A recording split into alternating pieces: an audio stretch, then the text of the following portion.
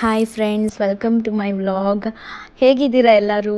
So thank you so much ನಿಮ್ಮ ರೆಸ್ಪಾನ್ಸ್ಗೆ.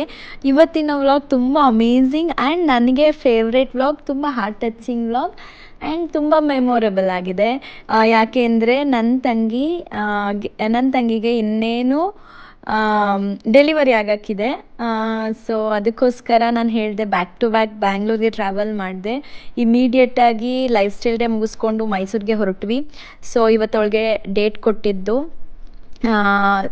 ಅವಳು ಸ್ವಲ್ಪ ಸೆನ್ಸಿಟಿವ್ ಆ್ಯಂಡ್ ಒಂಥರ ತುಂಬ ಕೇರ್ ಜಾಸ್ತಿ ಮಾಡಿದ್ದೀವಿ. ಚಿಕ್ಕವಳು ಆ್ಯಂಡ್ ಪ್ರೆಗ್ನೆನ್ಸಿ ಜರ್ನಿನ ಸಕ್ಕತ್ತಾಗಿ ಯೂಸ್ ಮಾಡ್ಕೊಂಡಿದ್ದಾಳೆ. ತುಂಬ ಅಮೇಝಿಂಗ್ ಆಗಿತ್ತು ಅವಳದು ಪ್ರೆಗ್ನೆನ್ಸಿ ಜರ್ನಿ. ಕಾಂಗ್ರೋ ಕೇರಲ್ಲಿ ತೋರಿಸ್ತಿರೋದು. ನನ್ನ ಒಂದು ಫ್ರೆಂಡ್ ಸಜೆಷನ್ ಮುಖಾಂತರ ನಾವು ಕ್ಯಾಂಗ್ರೋ ಕೇರ್ನ ಚೂಸ್ ಮಾಡ್ಕೊಂಡ್ವಿ.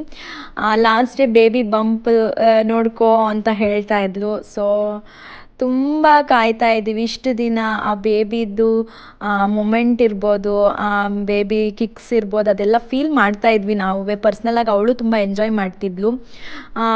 ಅವಳದು ಪ್ರತಿಯೊಂದು ಈ ಮೂಮೆಂಟ್ಸ್ನೆಲ್ಲ ಕ್ಯಾಪ್ಚರ್ ಮಾಡಬೇಕು ಅನ್ನೋದೇ ನನ್ನ ಉದ್ದೇಶ.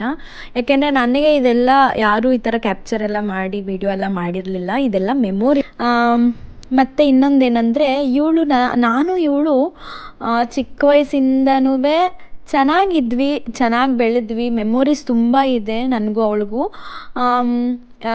ಅಕ್ಕ ತಂಗಿರು ಅಂದರೆ ಆ ಕಚ್ಚಾಟ, ಕೋಪ, ಮುನ್ಸು, ಜಗಳ ಎಲ್ಲ ಇದ್ದಿದ್ದೆ. ಬಟ್ ಮದುವೆ ಆದಮೇಲೆ ಸೀರಿಯಸ್ಲಿ ಹೇಳ್ತೀನಿ, ಸಖತ್ ಅಮೇಝಿಂಗ್ ಬಾಂಡ್ ಬಿಲ್ಡ್ ಆಯಿತು ನನಗೂ ಅವಳಿಗೂ.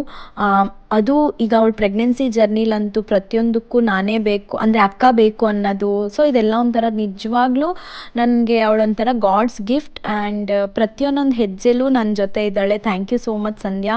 ಆ್ಯಂಡ್ ಇವತ್ತು ಅವಳಿಗೆ ಅಮೇಝಿಂಗ್ ಡೇ. ಸಖತ್ ಖುಷಿ ಆಗ್ತಿದೆ ಮತ್ತು ಭಯನೂ ಕೂಡ ಆಗ್ತಿದೆ, ಹೇಗೆ ಏನು ಅಂತ. ಯಾವ ಥರದ ಎಕ್ಸ್ಪೆಕ್ಟೇಷನ್ಸ್ ಇಲ್ಲ, ಇದೇ ಮಗು ಬೇಕು ಅದೇ ಮಗು ಬೇಕು ಅಂತ. ಆರೋಗ್ಯವಾಗಿ ಬಂದರೆ ಸಾಕು. ನಮ್ಮ ತಾಯಿ, ಆಮೇಲೆ ರವಿ ಅವ್ರ ತಾಯಿ, ಆಮೇಲೆ ನನ್ನ ಕಸಿನ್ ಮೇಘನಾ ಎಲ್ಲ ಇದ್ದಾರೆ. ಆ್ಯಂಡ್ ಕಾಂಗ್ರೋ ಕೇರಲ್ಲಿ ಪ್ರತಿಯೊಂದು ಫೆಸಿಲಿಟೀಸು ತುಂಬ ಅಮೇಝಿಂಗ್ ಆಗಿತ್ತು. ಅಲ್ಲಿ ನರ್ಸ್ಗಳಾಗಿರ್ಬೋದು, ಡಾಕ್ಟರ್ಸ್ ಆಗಿರ್ಬೋದು, ಫೆಸಿಲಿಟೀಸ್ ಆಗಿರ್ಬೋದು, ಹೈಜೀನ್ ಎಲ್ಲದೂ ಸೂಪರಾಗಿತ್ತು. ಮತ್ತು ಮನೇಲಿ ಎಲ್ಲರೂ ಆ ಮಗು ಬೇಕು ಈ ಮಗು ಬೇಕು ಅನ್ನೋದು ಸಹಜ. ಆದರೆ ಈ ಮೊಮೆಂಟ್ಗೆ ಬಂದಾಗ ನಿಜವಾಗ್ಲೂ ಯಾವುದೇ ಆದರೂ ಓಕೆ, ಆರಾಮಾಗಿ ಆರೋಗ್ಯವಾಗಿ ಆ ಪುಟ್ಟ ಮಗು ಬಂದುಬಿಟ್ರೆ ಸಾಕಪ್ಪ. ತುಂಬ ಕಷ್ಟ ಕೊಡಬೇಡ ದೇವ್ರೆ, ಅವಳಿಗೆ ಸ್ವಲ್ಪ ನೋವು ಕೊಡು, ಬೇಗ ಮಗು ಬಂದುಬಿಡ್ಲಿ ಅಂತೆಲ್ಲ ಕೇಳ್ಕೊತಿದ್ದೆ.